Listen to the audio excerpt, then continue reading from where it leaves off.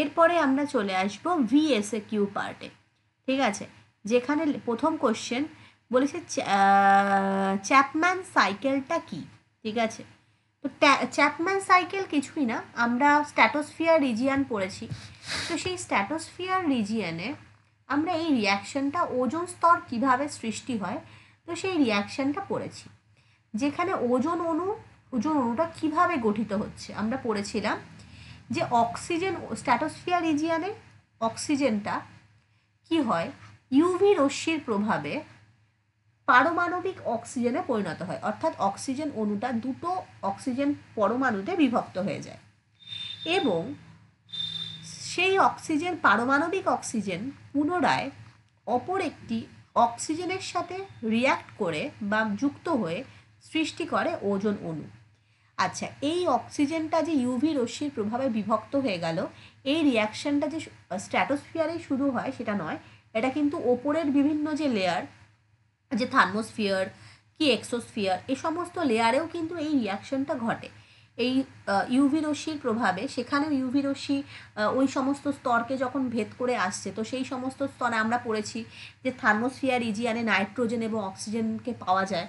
তো সেই অক্সিজেন যখন ইউভি রশ্মির সাথে সংস্পর্শে আসে, তো তখন সেটা পারমাণবিক অক্সিজেনে বিভক্ত হয়।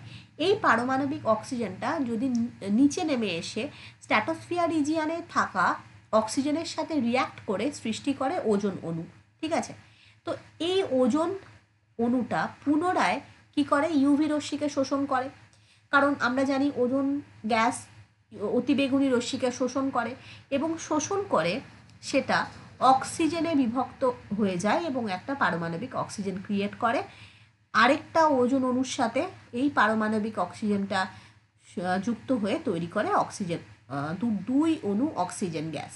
এই রিয়াকশনটা কিভাবে ঘটে, এটাকে বলা হয় ওজোন অণু উৎপাদন, এটাকে বলা হয় ওজোন অণু বিয়োজন। আমি লিখে দিই, ওজোন উৎপাদন আমি লিখে দিয়েছিলাম অবশ্য তোমাদের ক্লাসে, আর এটাকে বলা হয় ওজোন অণুর বিয়োজন, ঠিক আছে।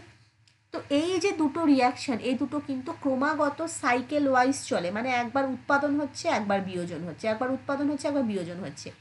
এই রিয়াকশনটা ক্রমাগত চক্রাকারে চলছে, ফলে ওজনের ভারসাম্য স্ট্র্যাটোস্ফিয়ারে বজায় থাকছে। ক্লিয়ার?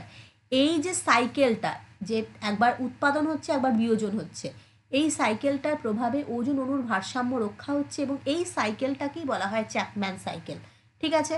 তাহলে এটা 1930 খ্রিস্টাব্দে বিজ্ঞানী চ্যাপম্যান প্রথম এটা প্রক্রিয়াটি আবিষ্কার করেন। সো দ্যাটস ওয়াই তার নাম অনুসারে এটার নাম বলা হয় চ্যাপম্যান সাইকেল। আশা করি বুঝতে পেরেছ। তো এবার নেক্সট কোশ্চেনে যাই।